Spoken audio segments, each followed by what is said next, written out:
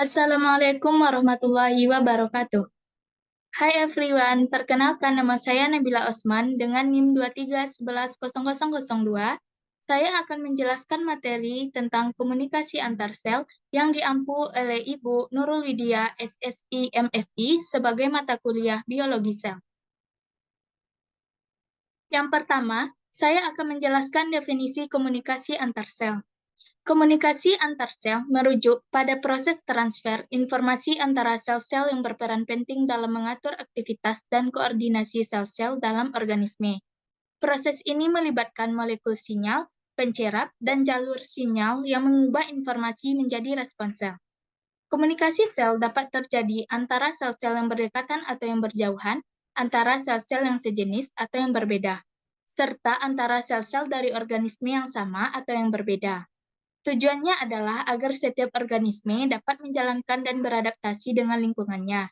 Proses komunikasi sel melibatkan interaksi antara satu sel dengan sel lainnya atau dengan lingkungannya, sehingga memungkinkan sel-sel untuk beradaptasi dengan lingkungan, berkembang biak, dan menjalankan fungsi-fungsinya.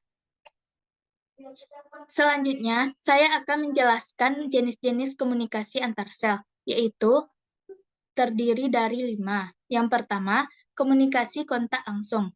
Terjadi ketika molekul sinyal pada suatu permukaan sel berintegrasi dengan reseptor pada sel di sebelahnya. Yang kedua, yaitu komunikasi melalui sinyal molekul.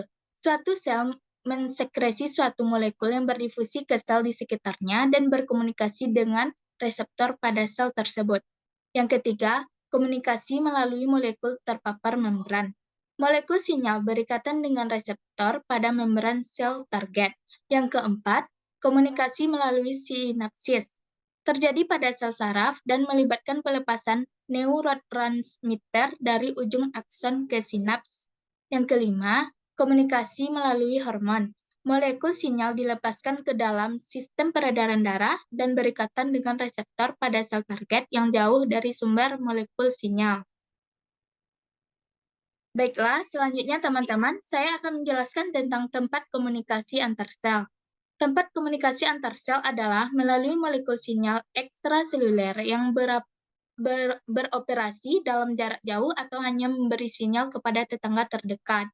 Sebagian besar sel dapat organisme multiseluler memancarkan dan menerima sinyal. Penerimaan sinyal tergantung pada reseptor protein, biasanya di permukaan sel yang mengikat molekul sinyal.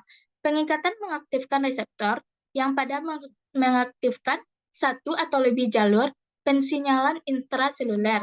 Rantai relay molekul ini, terutama protein, memberi sinyal intraseluler memproses sinyal di dalam sel. Selain itu, komunikasi antar sel juga dapat dilakukan melalui sambungan sel, seperti plasmodesmata pada tumbuhan dan gap persimpangan pada hewan. Seperti yang dijelaskan gambarnya yang di samping. Selanjutnya, saya akan menjelaskan tentang struktur komunikasi antar sel sebagaimana gambarnya. Komunikasi antar sel adalah proses transfer informasi antara sel-sel yang berperan penting dalam mengatur aktivitas dan koordinasi sel-sel dalam organisme multiseluler. Komunikasi sel melibatkan molekul sinyal, pencerap, dan jalur sinyal yang mengubah informasi menjadi respons sel. Komunikasi sel dapat terjadi antara sel-sel yang berdekatan atau yang berjauhan, antara sel-sel yang sejenis atau yang berbeda, dan antara sel-sel dari organisme yang sama atau yang berbeda. Baik, jenis-jenis komunikasi sel berdasarkan jarak tempuh dan cara penyebaran sinyal molekul. Komunikasi sel dapat dibedakan menjadi beberapa jenis, yaitu komunikasi kontak langsung, komunikasi melalui jarak pendek, dan komunikasi melalui jarak jauh. Komunikasi antar sel berperan penting untuk pengaturan dan pengendalian kegiatan sel, jaringan, organ tubuh, dan untuk mempertahankan homeostatis. Baiklah, terima kasih teman-teman. Sekian materi tentang komunikasi antar sel yang dapat saya sampaikan. Wabillahi fisabilillah haq, fastabiqul khairat. Assalamualaikum warahmatullahi wabarakatuh.